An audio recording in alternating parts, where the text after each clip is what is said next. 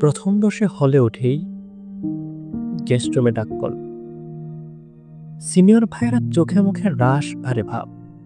বললেন, ফার্স্ট ইয়ারে কিছুই করতে হয় না ভাই, আরামসে থাকো। মনটা যেন ফুলে উঠল আনন্দে। কি চমৎকার জায়গা, কি দারুণ নিয়ম। আসলে জীবনটাই বুঝি এখন স্বপ্নের মতো। কিন্তু সময় বদলায়। কয়েক মাস পর দেখি সেই সব ভাইরাই আমাদের সঙ্গে বসে ইমপ্রুভমেন্ট পরীক্ষা দিচ্ছেন। সবার হাতে খাতা, চোখে উদ্বেগ, আর মুখে হালকা হাসি। বুঝে দিচ্ছে ভাই, কথার বাস্তবতা এক নয়।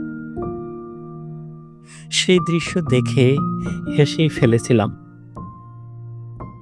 যারা একসময় বলেছিলেন পড়াশোনার তাড়া নেই, তারাই পরে আমাদের মতো চুপচাপ পরীক্ষার হলে বসে।